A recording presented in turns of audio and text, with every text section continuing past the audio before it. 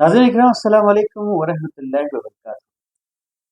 नाज़रीन इकराम, इस्लाम में काम करने के बहुत ही अहम 5 शोबे हैं।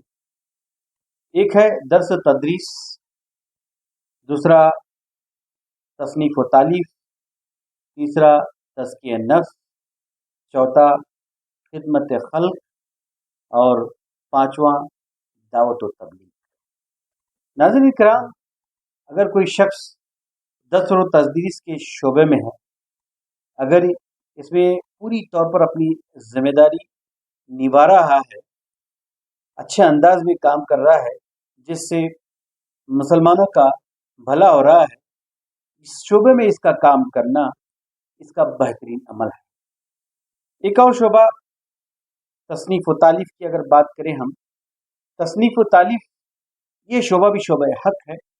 इसमें अगर कोई अपने आप को खपा रहा है और तसनीफ़ व तालीफ़ में लगा हुआ है, जिसके ज़रिए अवामुन नास को फ़ायदा हासिल हो रहा है, इसका इस शोबे में काम करना बेहतरीन है और इसके लिए बाअसे असर और सवाब का काम है।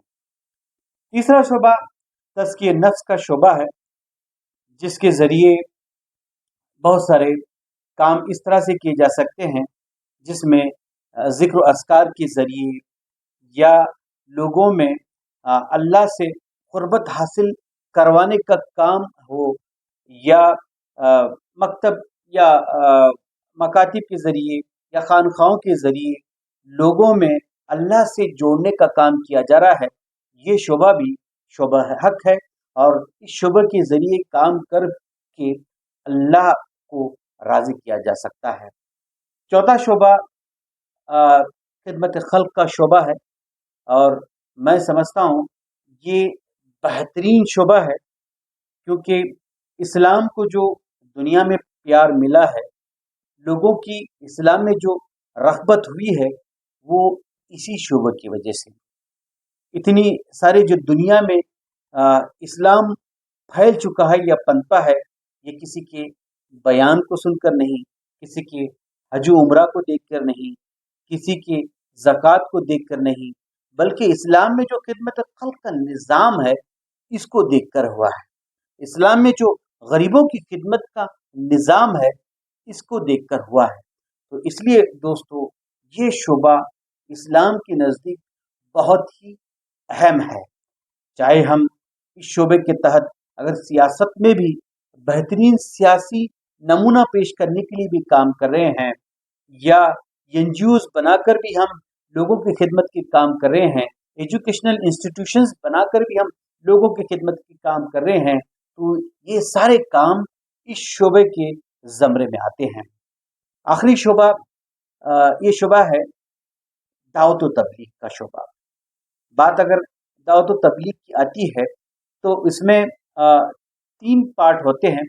एक शोबा कौम के नौनिहाल बच्चों में दीन बाकी रहे, इसके लिए मकतब व मकातिब का जो तरीक़ेकार है, वो बेहतरीन और मुफीद है, ताकि कौम के बच्चों का मुस्तकबिल या उनका फाउंडेशन सही रहे, ताकि इनका मुस्तकबिल बेहतरीन से बेहतरीन हो और इनकी आने वाली जो ज़िंदगी है, वो इस्लाम के लिए नमूना बन जाए और इनकी ज़िंदगी अपने आप में एक दावत बन जाए।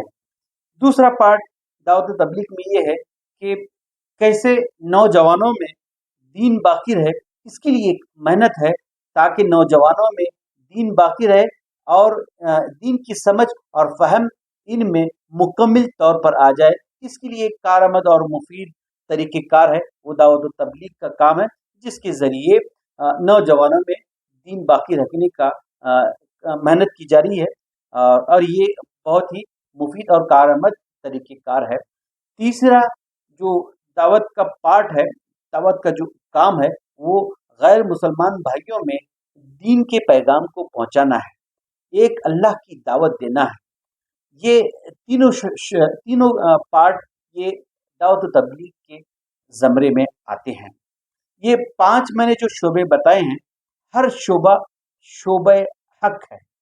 अगर कोई शख्स किसी एक शोबे में काम कर रहा है और दूसरे शोबे को अपने मुकाबिल समझ रहा है, یا دوسرے شعبے سے نفرت کر رہا ہے، تو وہ چونکہ وہ شعبہ حق پہ ایک شعبہ حق پہ کام کر رہا ہے، باوجود شعبہ حق میں کام کرنے کے وہ ناحق پر ہے، کیونکہ وہ دوسرے شعبوں کو اپنے مقابل یا اپنے مخالف سمجھ رہا ہے۔ تو چاہیے کہ ہم سب ہر ایک شعبوں کو ہینڈ بائی ہینڈ لے کر چلیں، ایک دوسرے شعبے کو کے معاون و مددگار بنے۔